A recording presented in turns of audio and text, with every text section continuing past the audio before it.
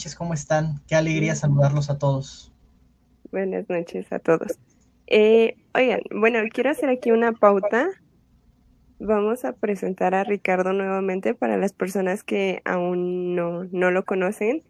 Bueno, Ricardo es un locutor de la Asociación Nacional de Locutores de México. Ha tomado diferentes cursos relacionados con la comunicación oral en diversas instituciones como son la Facultad de Administración y Contabilidad de la UNAM, la Facultad de Derecho, tiene un diplomado en locución profesional en la Asociación Nacional de Locutores de México, entre otras cosillas. Entonces, Ricardo, buenas noches, un placer tenerte otra vez por acá. Pues muy buenas noches, Fabi, mi querida Jackie, ¿cómo están? Espero que se encuentren muy bien. A nuestras amigas y amigos que nos acompañan, es una alegría poder estar con ustedes en este conversatorio. Quiero comenzar, con una historia que me contaba mi papá. Él me hablaba de que en un reino muy lejano había un rey, había un sabio en el pueblo y había otro tercer personaje que era el consejero del rey. El reino estaba en disputa entre quedarse cuando el rey muriera, que no tenía descendencia, entre el consejero o el sabio del pueblo. El rey, para desgracia de muchos, estaba enfermo y el doctor llega y le dice al consejero: el rey va a morir en unos 3 meses. Una terrible noticia. Maquiavélicamente, el consejero dice, recordarán ustedes, aquí abro un breve paréntesis, que antes se mataba al portador de las malas noticias, que era el mensajero, por traer malas noticias, era la costumbre de la Edad Media. Entonces, pensando maquiavélicamente, el consejero dice, le voy a decir al sabio que le dé la noticia, para que así, en cuanto el rey se entere, por parte del sabio, lo ejecute y yo sea el que me quede en 3 meses con el reino. Muy político, ¿no? Llega con el sabio, sabio, tengo una terrible noticia, yo no sé cómo darla, tú eres el sabio del pueblo, deberías saber cómo tomar esta noticia, por favor, te pido, te suplico que me escuches la noticia que tengo que darte y que me ayudes a dársela a su majestad. El sabio acepta. ¿Cuál es la noticia? Le pregunta. Al rey le quedan 3 meses de vida. ¿Puedes darle tú la noticia? Porque yo no sé cómo. Y me da miedo que al dársela mal, su majestad no tolere la noticia y muera.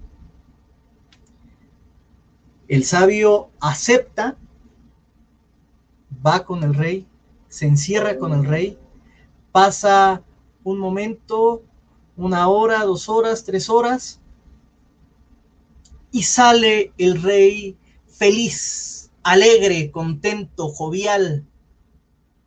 Gracias, amigo, por haberme dado esta maravillosa noticia. Créeme que no hay palabras y no hay ninguna persona que me haya dado esta noticia como tú. Sin duda alguna, el reino quedará en buenas manos cuando yo ya no esté a tu cargo.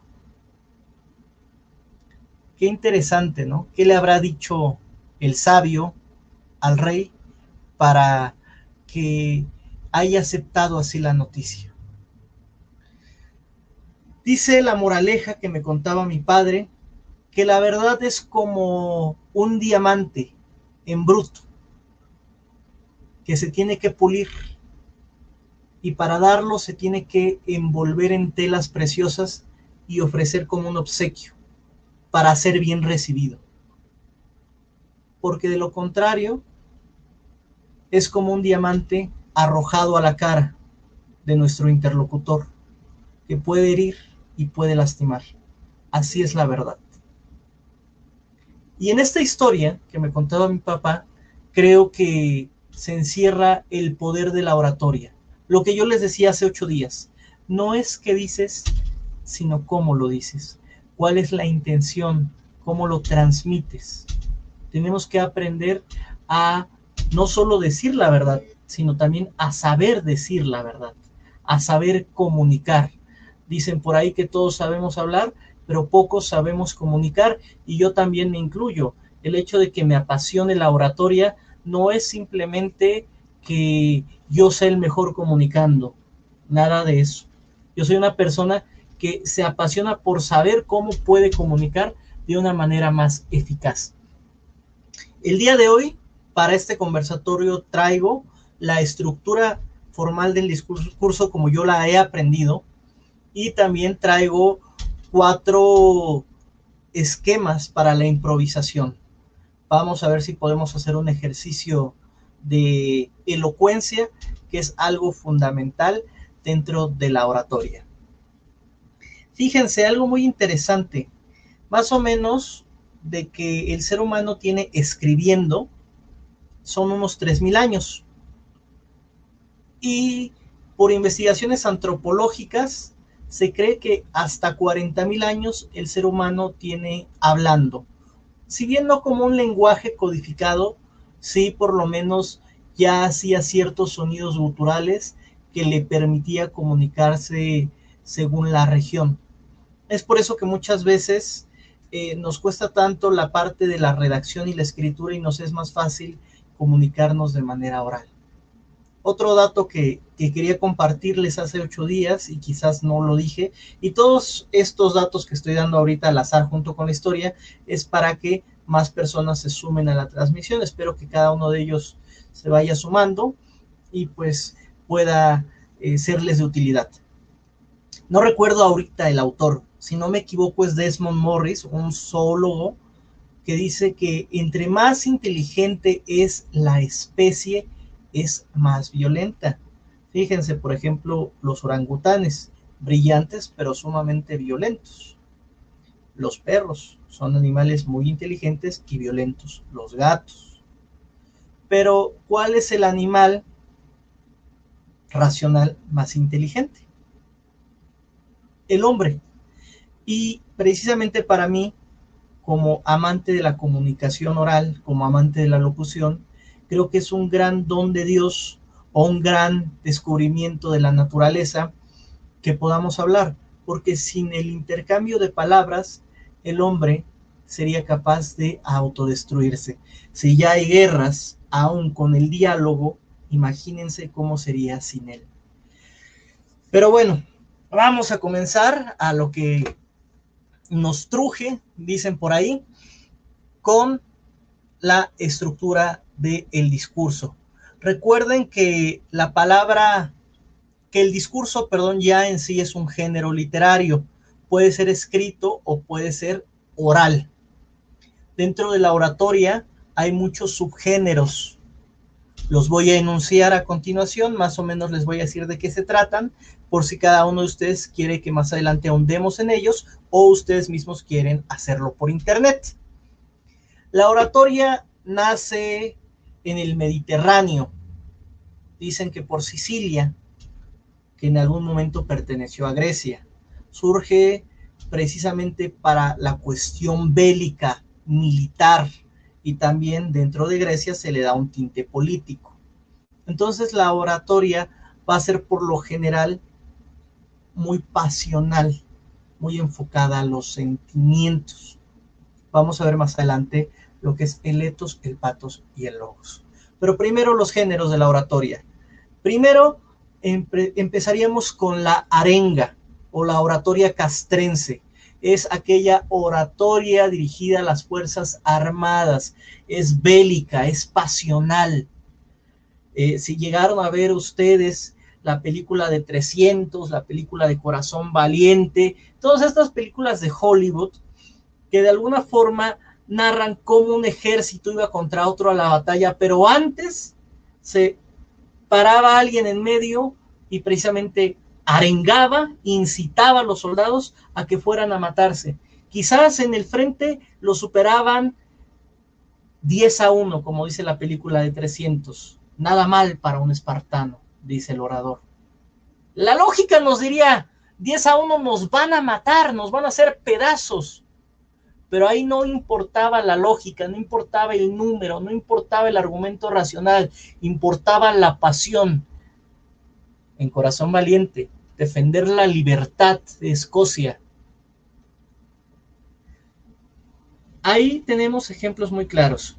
Hay, por supuesto, discursos militares y de arenga preciosos. Les recomiendo uno de Winston Churchill. Se llama Trabajo, Sangre, Sudor y Lágrimas. No es como la película que tiene ahí un título medio extraño. No, este es Trabajo, Sangre, Sudor y Lágrimas. Cuando gana Winston Churchill y estaba en el apogeo el Tercer Reich, comandado por Adolfo Hitler, los alemanes estaban en el hito, en el máximo de su esplendor. Churchill le dice a los ingleses, nada de populismos, era un hombre serio, un político de verdad, a la vieja usanza.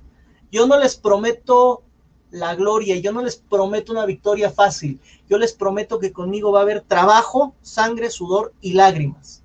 Una frase impactante, no prometía algo fácil, prometía la verdad. Continuamos con la oratoria parlamentaria o política, insisto, recuerden Grecia, donde se hace el ágora, precisamente para defender los puntos de vista, quién es el hombre, de dónde viene, la esclavitud si es necesaria, cómo se va a hacer una república. Tiene que ser una oratoria formal, ahora sí, con argumentos, principalmente jurídicos. Y viene también la oratoria forense o jurídica, que va enfocada a, según las leyes, la constitución del país, se aplique a los juicios orales. Ese es el tercer tipo de oratoria. Luego viene otra oratoria que algunos de mis compañeros de oratoria la llaman oratoria sacra, principalmente porque, como decimos, la oratoria es de Occidente, surge en el Mediterráneo y pues se va yendo hacia Roma, el imperio, donde se cristianiza, y ahí está la oratoria de púlpito, así la llaman ellos. Sin embargo, yo creo que la oratoria religiosa puede ser, recuerden que religión es religar, volver a ligar, a unir con Dios, puede ser no solo cristiana, no solo católica, sino también puede ser un imán musulmán hablando en la mezquita, un rabino hablando en la sinagoga de Yahvé, etcétera, etcétera, etcétera. Una oratoria que evidentemente va a ir enfocada sus argumentos a un libro sagrado o a una tradición. Decíamos, vamos a recapitular rápido: castrense, militar, la arenga, la oratoria política o parlamentaria, luego viene la oratoria jurídica y luego la oratoria sacra de púlpito o religiosa. Luego vienen la oratoria que aplicamos todos nosotros, la oratoria social. No confundir con los que se autodenominan luchadores sociales, con aquellas personas que van y se paran enfrente de San Lázaro y empiezan a gritar, ¡es que el gobierno roba! No, esa sería, bueno, no sé si llamarla oratoria, igual y también están haciendo una especie de arenga social, pero la oratoria social o de sociedad va dirigida, a aquella que se va a ejercer en distintos eventos sociales, bodas, bautizos, funerales, que para la oratoria luctuosa se denomina panegírico, aquí no tengo la dicción bien de la palabra, pero vamos a empezar por la oratoria que se hace, por ejemplo, en una boda. Yo te digo, Fabi, se va a casar tu mejor amiga, y tú vas a ser la dama de honor, así que te va a tocar pasar a hablar en público. Ahí estás. ¡Uy, qué emoción! Ahí estás ejerciendo una oratoria social. Ahora, por ejemplo, la oratoria, les decía, de los funerales también se puso muy, muy de moda, principalmente por la cultura anglosajona. Cuando está el féretro, principalmente pues se empieza a hablar del individuo, cómo era, quién fue, historias de su vida.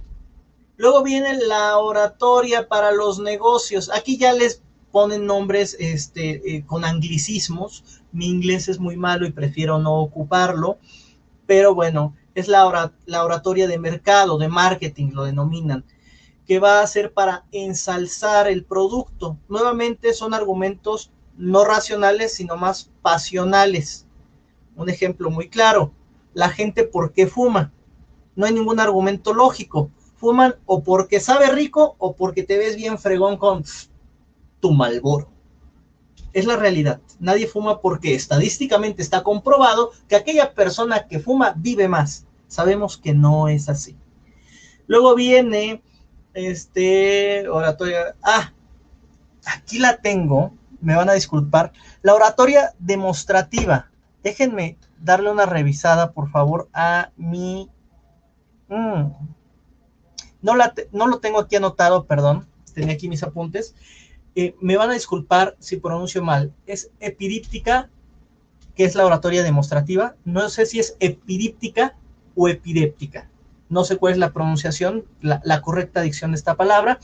Pero bueno, la traducción es la oratoria demostrativa. La oratoria que se hace en concursos de oratoria o que se hace para honrar a alguien. Llegas tú a la escuela y ves al niño el 21 de marzo que está Benito Juárez, aquel pastorcito que nació en Oaxaca y que llegó a ser presidente de México. Es una pieza de oratoria para que vean que el niño es bueno, para que se hable de Benito Juárez y para que quede en ese momento grabado en las personas que fueron a aquel evento. Puede ser una ceremonia cívica o cualquier otra situación. A ver, ¿hasta aquí quedó bien con los subgéneros de oratoria? No sé si hay alguna pregunta o alguna duda por parte del público o por parte de mis compañeras de el DAC.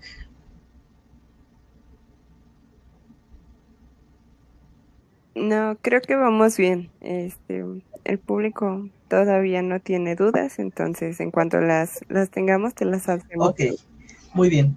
Denme un segundito a ver si encuentro este dato que se me está yendo. Muy importante dentro de la oratoria. Ahí estoy. Denme 2 segundos, una disculpa, perdón por la falta de profesionalismo, pero estoy buscando un datito. Listo.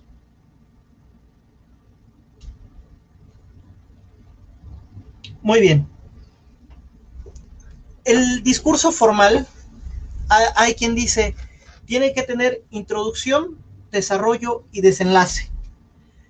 Pero es muy vago si yo te digo, mi querida Jackie, ¿me vas a hablar, por favor, sobre la pobreza en México? Introducción, desarrollo y desenlace. Este sería un discurso de índole, puede ser social o demostrativa, no lo sabemos. Sin embargo, ¿qué tiene que tener la introducción? Dentro de la introducción va a haber la salutación y el exordio. La salutación es el saludo. Al igual que el exordio, los dos, como son la introducción, debe ser muy breve. Debe ser aproximadamente un 10 o 15% del discurso, no más. Y si se puede, menos. La salutación puede ir antes o puede ir después. El exordio, hay muchos tipos. Ahorita los vamos a analizar. Después viene, dentro del cuerpo o el desarrollo, la enunciación. ¿De qué se va a hablar? Es muy importante que se tenga claro de qué se va a hablar. Luego viene la argumentación. Ahorita ahondamos un poquito en la argumentación. Luego viene ya la parte final, el desenlace, las conclusiones y el exhorto. Aquí vamos a ligar el exhorto, que es una exhortación, al igual que el exordio. Hay de muchos tipos. Puede ser interrogativo, puede ser histriónico, puede ser fraseo, alguna frase célebre, puede ser anecdótico. Vamos a trabajar con esos 4 nada más, si les parece. Vamos a comenzar con el anecdótico. Es contar una historia, algo de vida, para generar la empatía. Yo les hablaba hace un momento, ahorita lo retomamos, el etos, el patos y el logos. La mejor parte es generarlo con historias.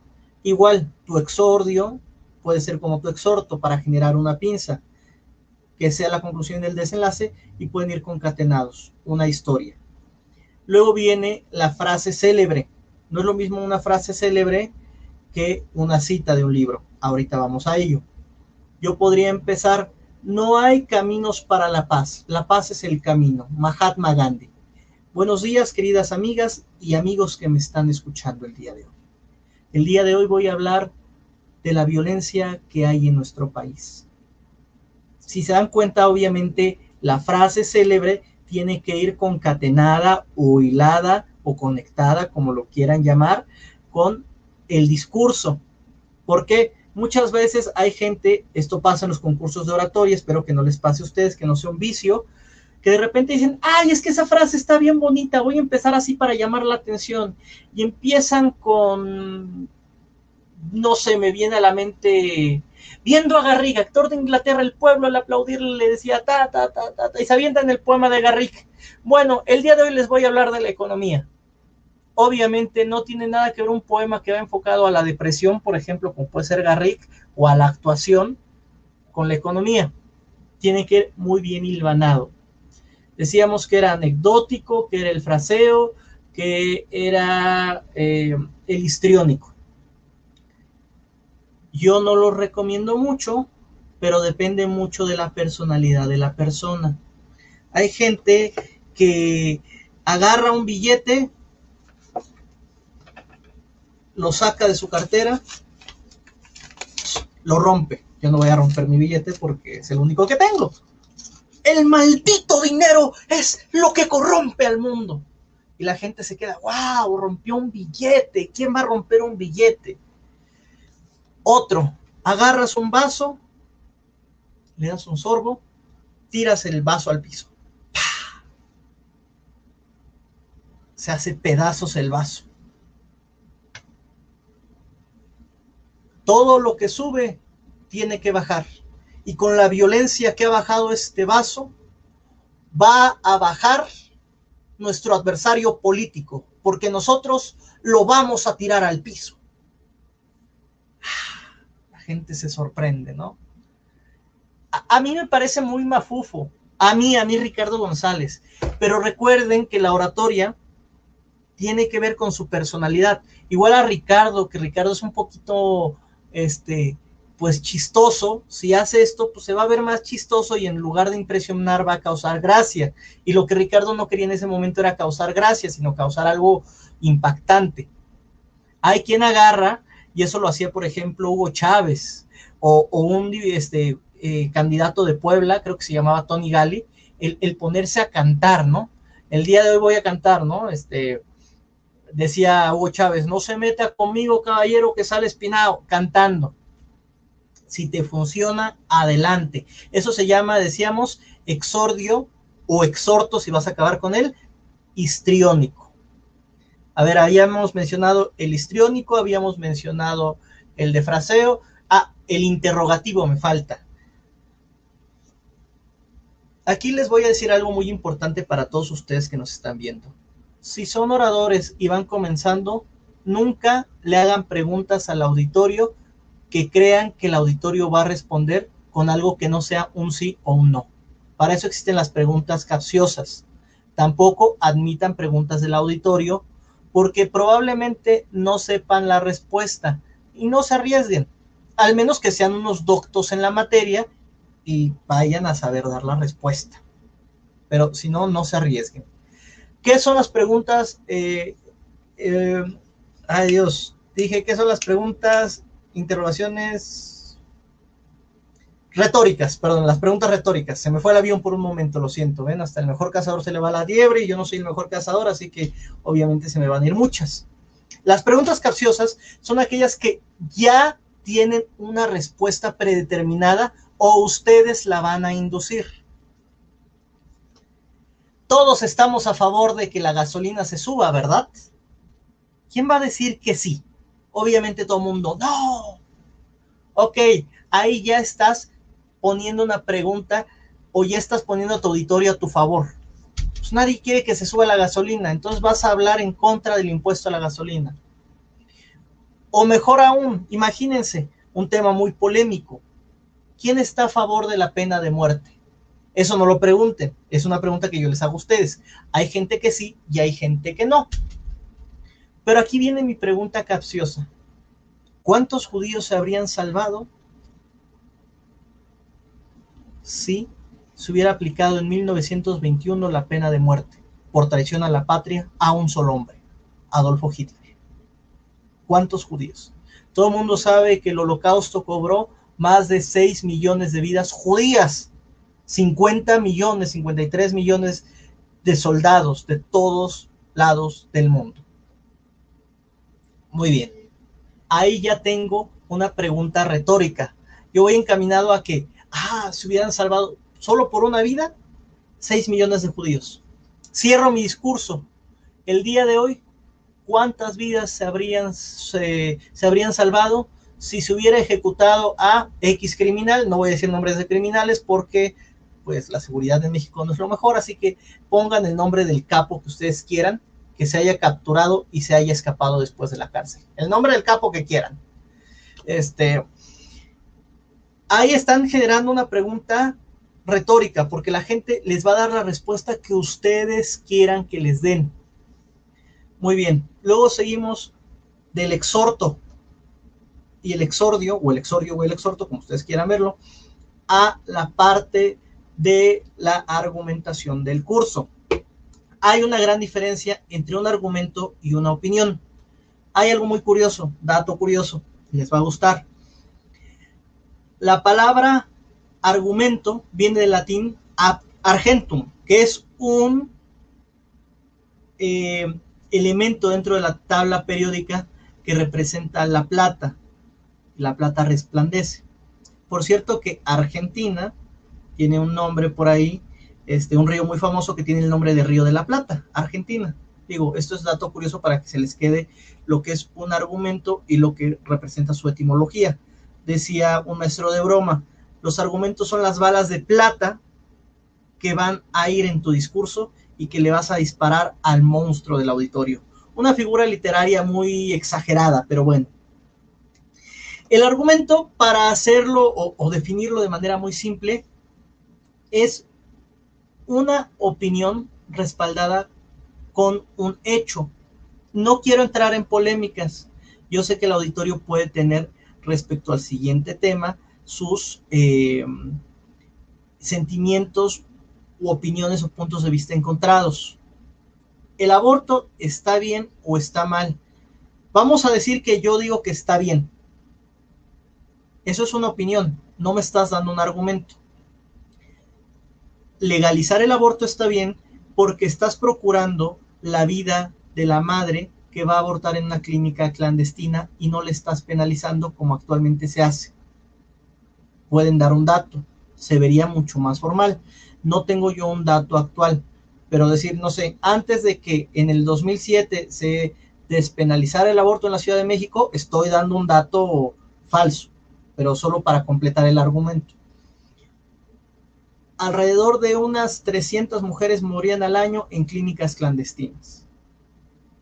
Ahí está un argumento completo. Estás dando un dato y estás diciendo por qué está bien que se legalice el aborto. Oye, Ricardo, ¿qué opinas de las familias homoparentales? Ay, no, está mal que dos personas del mismo sexo adopten. Ok, esa es tu opinión, es tu postura, pero no estás dando ni uso, ni razón, ni argumento para que sea válido lo que estás diciendo. Todos tenemos una opinión, qué bueno, pero debemos tener, si vamos a dar un discurso, un argumento válido que sustente mi discurso.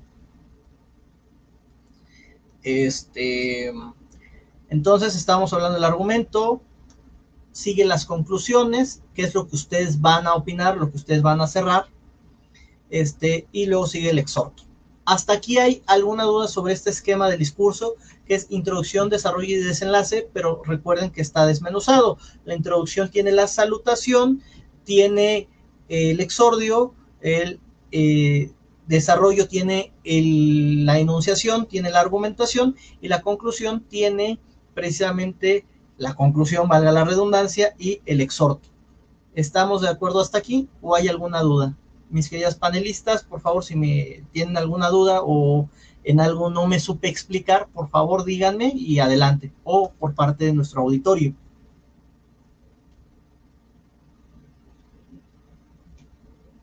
¿Todo bien? Sí, creo que vamos bien. Digo, es un poquito la información, pero vamos bien. ¿Es muy poquita la información? ¿Le metemos más o es mucha la información? No. Bueno, es mucha la información, quiero decir. Entonces, ahí la vas desmenuzando poco a poco en tu cabecita.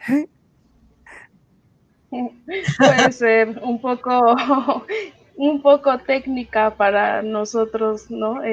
Tecnicismos tal vez usados. Si tiene, Pero yo creo que...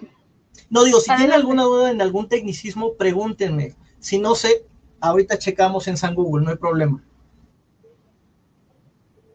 Yo creo que también este discurso y esta oratoria tiene que ver mucho hacia el público con el cual va dirigido el discurso, ¿no? Porque no puedes hacer un mismo discurso, por ejemplo, para un público que vas a hablar, por ejemplo, como tú decías, de economía, a otro tipo de discurso que vas a hablar en una escuela, que vas a hablar con padres de familia, por ejemplo, en un grupo de empresarios, etcétera, ¿no? También tiene que ver mucho esta parte, el lenguaje que utilizas y sobre todo, pues lo que hablamos ahorita, ¿no? Los tecnicismos utilizados, ¿no? Mira, aquí precisamente vamos con esta parte del ethos, el pathos y el logos, que tienen que estar muy presente en su discurso. Ethos, pathos y logos. Ethos es TH, pathos TH y logos. Son tres palabras que quizás de repente no nos suenen, pero siempre las ocupamos.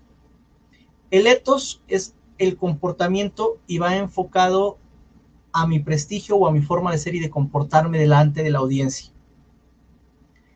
El pathos va enfocado a las emociones y el logos va enfocado a la razón. Se los pongo más sencillo. ¿A quién le vas a hablar? ¿De qué le vas a hablar? ¿Y cómo le vas a hablar? Efectivamente haces una puntualización, mi querida Jackie, muy precisa. Yo no puedo llegar a hablar con tecnicismos económicos a un grupo de niños de secundaria. Les va a aburrir. Recordemos que, por ejemplo, en México no todos tenemos la secundaria concluida o la preparatoria o la universidad. Incluso muchos solo acabamos la primaria y después nos vamos a algún área laboral. Y eso es algo muy preocupante. Pero para hablar con todas las personas tenemos que tener un lenguaje muy claro. Vamos a hacer... Imagínense lo siguiente. Yo estuve un tiempo en el seminario y es un ejemplo que les quiero poner. No me quiero meter en cuestiones de religión, simplemente quiero que sepan esto. Para todas las comunidades cristianas, sean católicos, pentecostales, adventistas, el mensaje de Cristo es uno, que es el amor. Ese es el mensaje principal.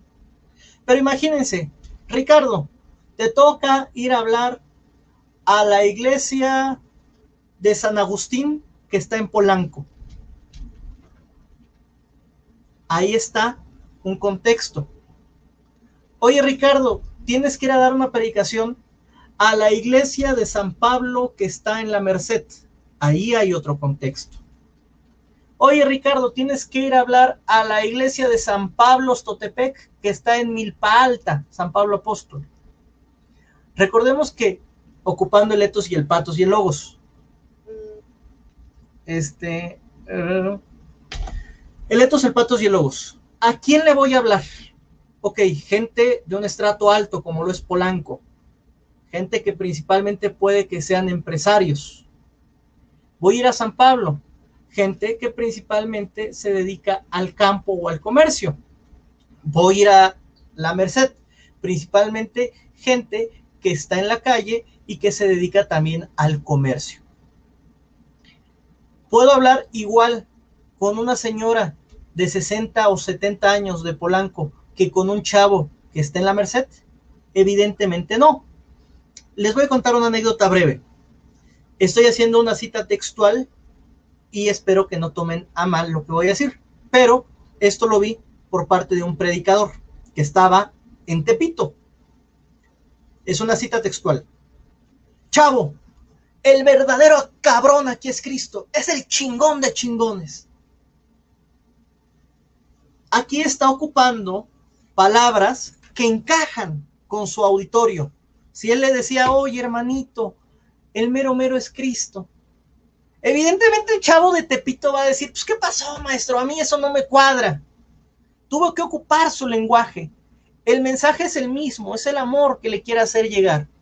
Sin embargo, no es lo mismo, porque obviamente no va a ir con una señora de 60 o de 70 o de 80 años de Milpalta, de San Pablo, le va a decir, ¿qué pasó, ruca? El chingón es Cristo. O sea, imagínense cómo estaría la señora de, madre de Dios, ¿quién es este pelafustán que me está hablando? ¿A quién le vamos a hablar? Es lo primero que tenemos que hacer para preparar un discurso. Les voy a dar rápido, antes de que continuemos, seguimos en el etos, el patos y el logos, pero les voy a dar unos breves tips para que ustedes armen un discurso efectivo. Tip número 1, definan el objetivo. ¿De qué van a hablar y qué quieren hacer sentir a las personas que los están oyendo? Pero más importante, ¿qué quieren obtener de esas personas? Punto número 2, colecta información. Esto de colectar información, habrá gente que sea de academia y que diga, tengo que irme a los libros. No. O sea, colectar información es investigar. Yo voy a ir a Pátzcuaro, Michoacán. ¿Cuáles son sus tradiciones? ¿Cuál es el estrato social? ¿Qué es lo que hacen ahí para divertirse? Esa es información. Así tú le puedes llegar a la gente. Muy bien. Tip número 2. Estructuren el discurso de manera sencilla que ustedes lo puedan entender y memorícense, no el discurso completo, sino los puntos y conceptos clave. Esta conversación, este conversatorio que estoy teniendo con ustedes, principalmente los datos más importantes yo ya los tengo en la cabeza. Si hay algo que no tenga yo, lo reviso ya sea en mi celular, o lo revisaré en mi pantalla, o lo revisaré en mi libreta, para poder darles esa información que no tengo fresca. Pero si yo les digo de memoria parte por parte, como bien lo decían, es un curso muy técnico y puede que les aburra. El ethos, del griego ethos, significa esto. El logos, que significa estudio, palabras, van a verlo muy monótono, muy aburrido. Y recordemos que, como vimos en el primer curso, la monotonía es algo que no va a ayudar ni en la voz ni en el discurso. Vamos al siguiente punto que les doy como consejo para su discurso. Practiquen el discurso y refínenlo. Es decir, yo ya tengo escrito mi discurso, ya tengo las ideas principales, ya tengo la información de a quiénes voy a hablar, ya tengo mi objetivo claro de qué quiero que sientan y qué quiero obtener de mi público. Ahora voy a quitar los tecnicismos, voy a ver cómo está redactado, porque muchas veces metemos muchos que se podrían considerar muletillas, pero son errores, si están redactados o están escritos, son errores de gramática o de redacción. El y, el este, el es que, el pero, quitarlos de mi discurso. Y después de todo eso, si es un discurso que realmente va a ser trascendental, si lo quieren ver así, practíquenlo delante de algún amigo, amiga o familiares. Les va a ayudar mucho. Pueden hacerlo también delante del espejo. Y gracias a Dios ya tenemos estos aparatitos del diablo que son los celulares. Podemos grabarnos y vernos y juzgarnos nosotros mismos. Pero ¿qué creen? Muchas veces no tenemos todo el tiempo para preparar así nuestro discurso, ¿verdad? Muchas veces les dicen, oye Jackie, por favor, tú que eres maestra, vente, danos unas palabras, háblanos de esto. Oye Fabi, tú que eres psicóloga, ven, tenemos este evento y es del amor, y pues tú como eres psicóloga, estudias las emociones, de seguro sabes mucho del amor, por favor, danos un mensaje de lo que es el amor. Y ahí es cuando decimos, chin, ¿de qué hablo? Dice una máxima de la oratoria, nadie habla de lo que no conoce. Entonces, ninguna improvisación es de algo que no conocemos. Todas las improvisaciones son de cosas que conocemos. Para eso les traigo estos 4 esquemas para improvisar. Primer esquema va a ser de lo general a lo particular. Antes, ahora y después. Antes, ahora y después. Segundo esquema va a ser de lo particular a lo general. Ayer, hoy y mañana. Ricardo, es lo mismo. Sí, es lo mismo, entre comillas, pero vamos a diferenciar uno del otro ahorita. Aguántenme tantito. Siguiente esquema son las preguntas periodísticas. ¿Quién? ¿Cómo? ¿Cuándo? ¿Dónde? ¿Por qué? ¿Y para qué? Cuarto esquema. Aquí es un poquito para temas polémicos y más complejos. Tenemos que estar muy bien preparados para ocupar este tema. Tesis, antítesis y síntesis.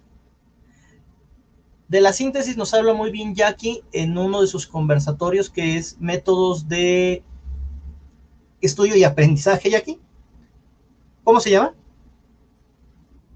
De estrategias didácticas. Ahí nos habla muy bien Jackie, está precisamente aquí en la página, todo por jóvenes, no sé dónde aparece el título de la página, creo que aparece ahí arriba. Ahí pueden checar lo que es una síntesis y cómo hacerla de mejor manera. Yo se las voy a dar muy rápido. ¿Qué es una tesis? Los argumentos a favor, antítesis, los argumentos en contra. ¿Qué es la síntesis? La mezcla de estos dos, y para mí, ¿cuál sería la solución? Lo digo así de simple, es un poquito más complejo y aquí lo explica mejor que yo. Muy bien. Imagínense lo siguiente. Vamos a ocupar los géneros de la oratoria. Fabi, por favor, tú que eres psicóloga, háblanos de Sigmund Freud. Ah, caray, Sigmund Freud. ¿Qué esquema ocuparíamos?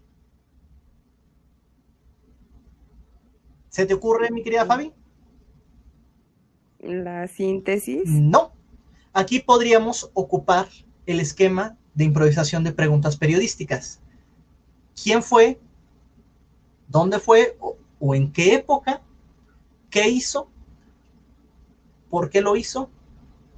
¿Y para qué lo estamos recordando el día de hoy?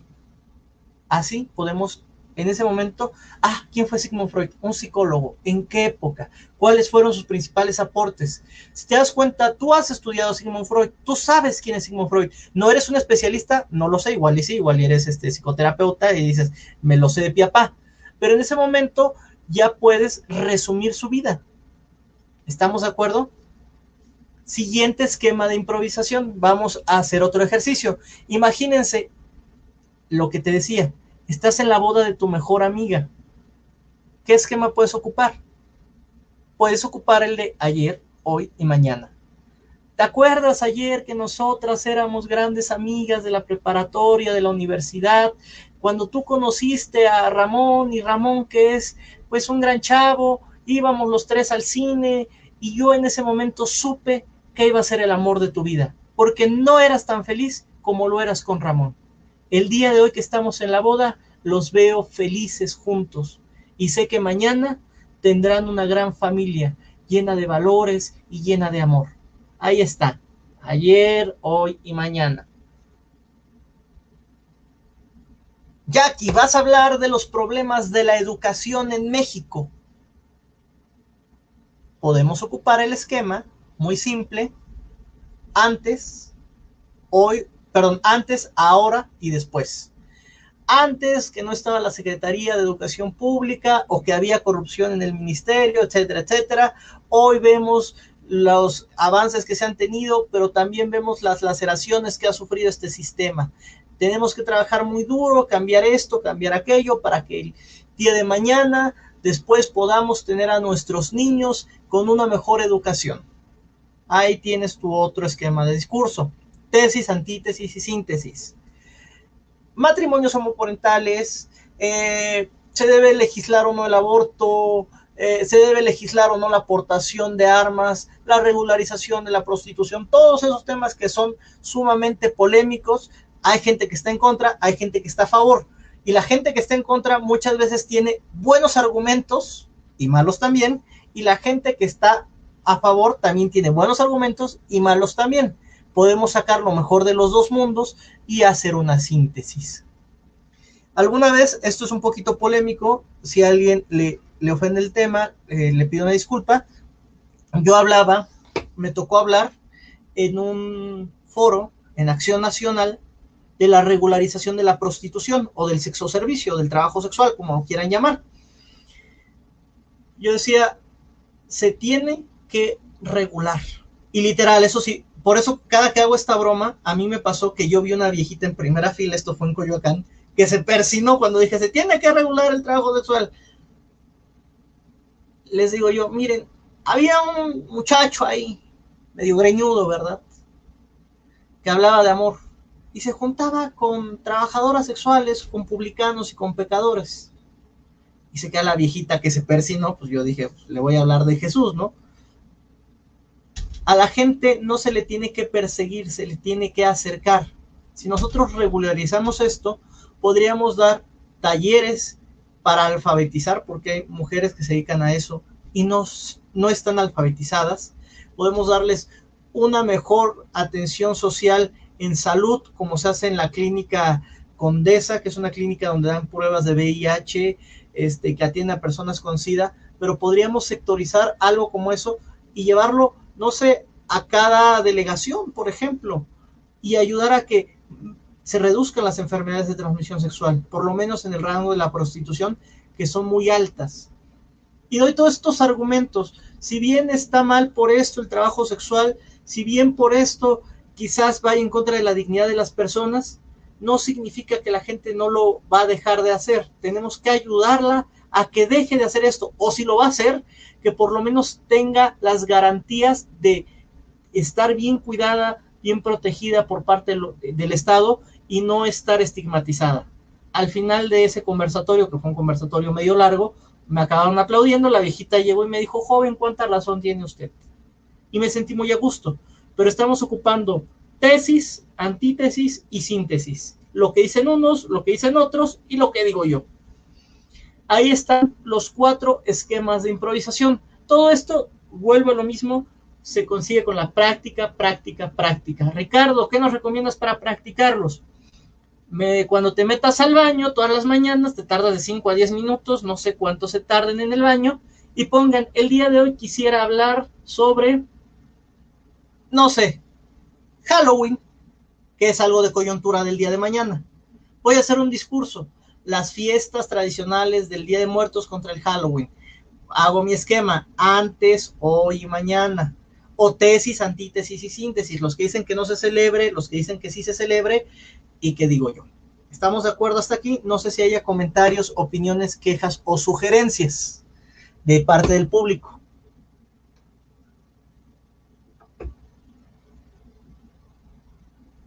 Saludos Mitzi, saludos Moni. ¿Qué dice por ahí? Dice Avi Monse, prácticamente es lo que hacemos en el modelo integral para jóvenes. Yo supongo que esto se refiere un poquito a cómo cambiar esta perspectiva, ¿no? En la argumentación de lo que pasa con los jóvenes que luego se encuentran en situaciones de riesgo. Entonces, estas cosas que de momento los adultos se persiguen mucho. Sí. Pues espero que les esté sirviendo el conversatorio. Hace 8 días vimos cómo modular y ocupar la voz. El día de hoy vemos cómo estructurar un discurso. Si tienen comentarios, quejas, dudas, sugerencias, pónganlo en los comentarios, por favor, o a mí localicen en mis redes sociales, Ricardo González Torres en Facebook, en Twitter y en Instagram, @88rgt. 88, ya les decía yo, cumplo años el 8 de agosto, es decir, el 8º día del 8º mes, RGT, Ricardo González Torres. Ojalá nos hubieras enseñado esta en la prepa, ahora hacíamos el ridículo en las exposiciones. Muchas gracias, Moni. Les recuerdo, para preparatoria, secundaria, es muy importante. Todavía nosotros adultos que aprendamos a hablar es muy importante, pero sí como jóvenes, para las exposiciones es muy importante la fluidez. Espero dentro de 8 días, quería hacerlo hoy, pero me cuesta mucho trabajo todavía a mí adaptarme a las nuevas tecnologías y los ejercicios que doy de concatenación de ideas e improvisación para la elocuencia, al igual que la dicción, hacerlos por este medio. Pero algo se me va a ocurrir para el día lunes, digo dentro de 8 días, pero es para el día lunes, nos vemos el día lunes a las 7 de la tarde para ver cómo les puedo ayudar y qué ejercicios les puedo brindar. Aquí van mis recomendaciones cinematográficas para este fin de semana. Vean Halloween, no, no es cierto. Vean por favor la película The Great Batters o Los Grandes Polemistas. No está en Netflix ni está en Amazon. Van a tenerla que ver la pirata. Disculpen por promover la piratería, pero pues no hay otro lugar. Se encuentra en Cuevana, hasta donde yo tengo entendido. Yo la vi el otro día ahí. Busquen la película Thank You for Smoking o Gracias por Fumar, que precisamente habla de esta parte, cómo se argumenta a veces por las emociones. Trata de un cabildero de la industria tabacalera. Y es muy interesante porque volvemos a lo mismo. Nadie fuma porque sea algo saludable, lógico o estadísticamente demostrable para el beneficio del ser humano. Todo lo contrario.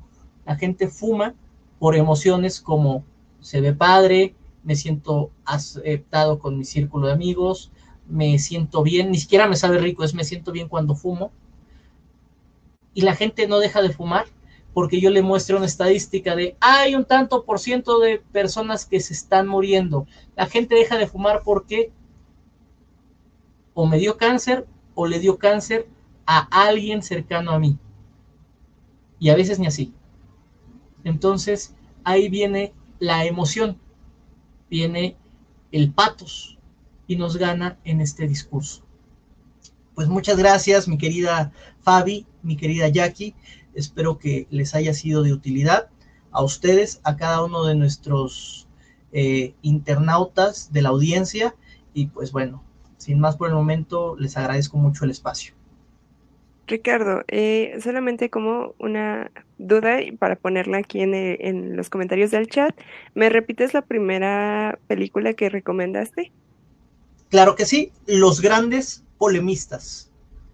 Está como Los Grandes Polemistas o Los Grandes Debatientes. La película es con Denzel Washington. En inglés se llama The Great Batters. Y la otra es Gracias. Uh-huh. Lo estaremos poniendo aquí en el chat. Pues muchas gracias por estar esta noche otra vez con nosotras. Agradecerte un poco los consejos y todo esto. Hace mucho sentido el comentario de Mon Moni que dice ojalá nos hubieran enseñado esto en la prepa, solo hacíamos el ridículo en las exposiciones, porque realmente pues a nosotros nunca nos enseñaron a argumentar algo, ¿no? O sea, era así como llénate mucha información, lo que te acuerdes lo dices y ya. Si aprendiste, pues está muy bien y si no, pues suerte para la próxima. Y creo que estos consejos que tú nos das se agradecen mucho.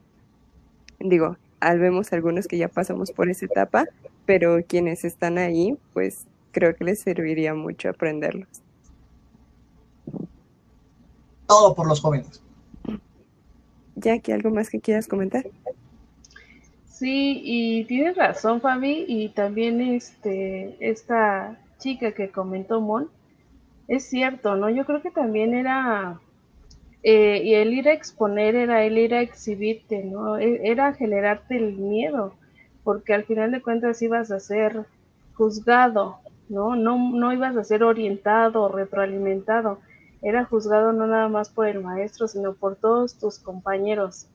Entonces yo creo que también era esa parte, ¿no? Hoy en día yo te podría comentar que desde pequeños, dentro de nuestros planes y programas, tratamos precisamente de lograr esos aprendizajes esperados y esta vinculación entre todo el sistema de educación básica desde pequeños, en tratar de desinhibir al niño, en tratar de que participe, de que sea seguro, que adquiera autonomía, de que se exprese de una manera adecuada desde pequeño, ¿no? Pero yo creo que también aquí tiene mucho que ver la familia y el contexto, como bien lo mencionabas tú desde un inicio.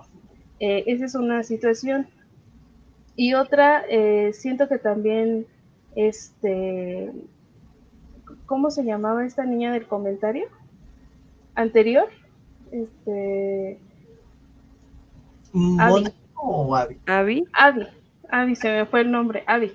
Ella comentaba que era parte del trabajo que se hacía dentro del proyecto, ¿no? Que teníamos. Yo creo que se refería a este esquema de improvisación de lo general a lo particular o de lo particular a lo general, ¿no? Es cómo encontramos a lo mejor a estos chicos en situación de riesgo, el proceso por el cual trabajamos con ellos y al final los resultados, que son gratificantes cuando ves a una persona totalmente distinta al antes, al ayer, precisamente, ¿no? Como resultado de todo este trabajo, de toda esta vinculación y de todo este proceso. Es mi perspectiva, así sentí la pregunta bueno, el comentario.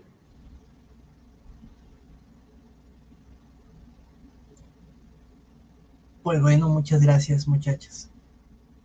Bueno, pues muchas gracias a todos los que nos estuvieron viendo. Gracias por sus comentarios y nos estamos viendo el día lunes en punto de las 7 de la tarde-noche para seguir con estos conversatorios sobre oratoria y liderazgo. Buenas noches a todos. Gracias. Bye. Buenas noches. Gracias.